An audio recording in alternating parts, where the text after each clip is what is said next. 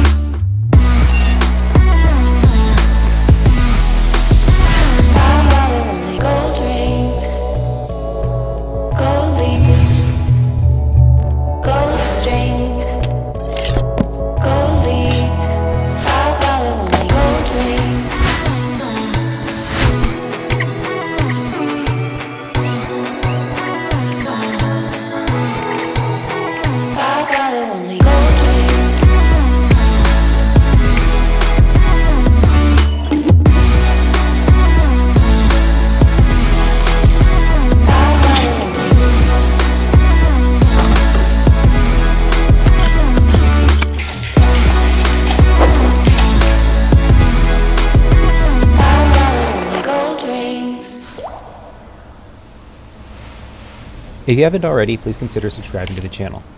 And leave a comment below if you like what you see.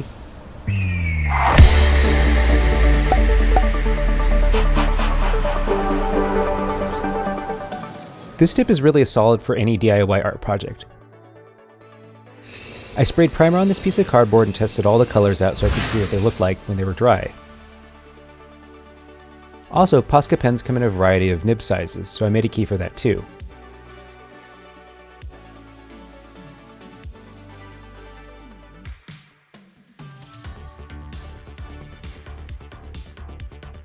Labeling all the colors was key because I wanted little bananas and bought way too many colors. The key saved me a bunch of time because I wasn't sifting through a box of pens over and over again. In terms of workflow, it probably made me about 30% more efficient.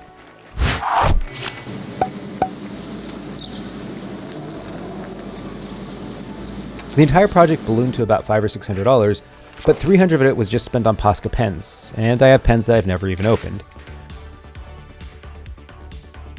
I wasn't 100% sure about what colors to use and what sizes I'd need, so I let my mouse just order everything. If I was more patient, I would have ordered a fine-tip nib of the main colors I wanted, and then decided what to order more of after I'd made the color key.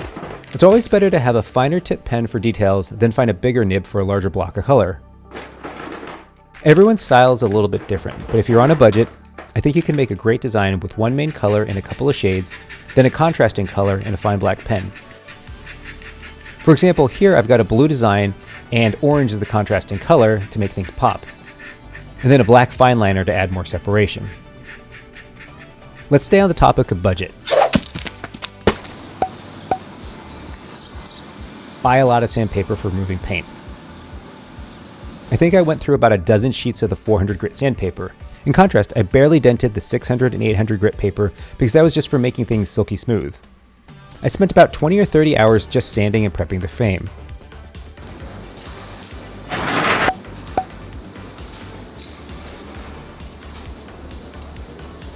Of course, after all that work, I knew I wanted to use a good primer and a good clear coat.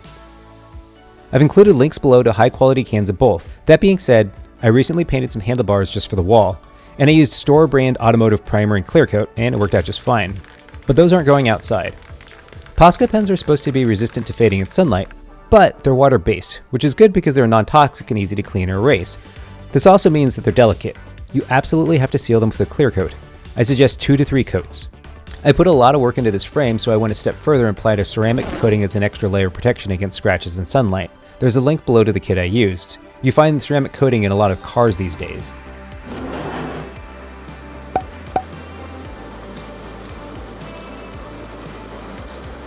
Be careful with a clear coat.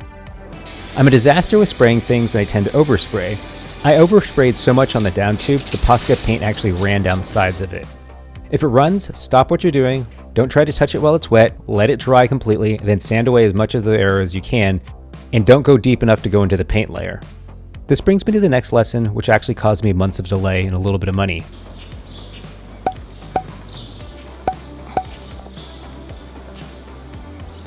If you're spraying outside, take note of the weather. I live in Washington, D.C., where the summer humidity seems to stay above 50 or 60% for 3 or 4 months on end. The problem is that most painting and clear coat shouldn't be applied in high humidity. I only got one clear coat down before the summer humidity jumped up. The clear coat I use only lasts for 3 or 4 days after it's activated. So I had to buy a second can, which is like $25, but I also had to wait months for the humidity to drop. This stuff is really toxic, so spraying outside with a mask was the only way to go. I also got really busy with work, and pretty soon it was either raining or too cold to apply the finishing layers when the summer was over. This was a spare bike, but if it wasn't, then I would have probably forced the issue sooner. So if you only have one bike, it's not a good idea to tie it up for weeks or months on end. Sketch ahead. If you can't draw, no worries, just take a design off the internet and trace it with carbon paper against the frame to transfer the outline. While it's possible to just start drawing on the frame after it's primed or start painting, unless you're super skilled, it's going to turn out poorly. POSCA paint, like I said before, is really delicate, and it'll rub off if you rest your oily hand on the paint. So you really want to minimize the time you spend painting, and a sketch is going to help with that.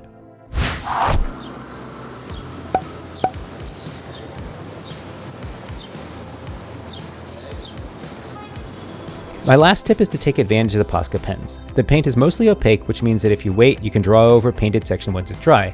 But you can also do wet on wet, which is just applying paint to paint that hasn't dried yet.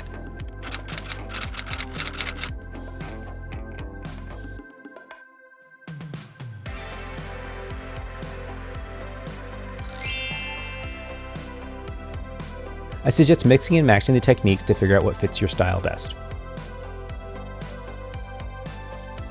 Well, that's it for today. I hope you found this helpful. And if you need some artistic inspiration, check out these 2 videos over here. Thanks for watching, and I'll see you on the road.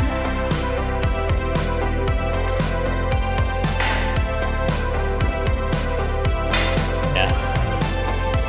So it doesn't, so it has... You should get it in focus. Oops, that was... Yeah.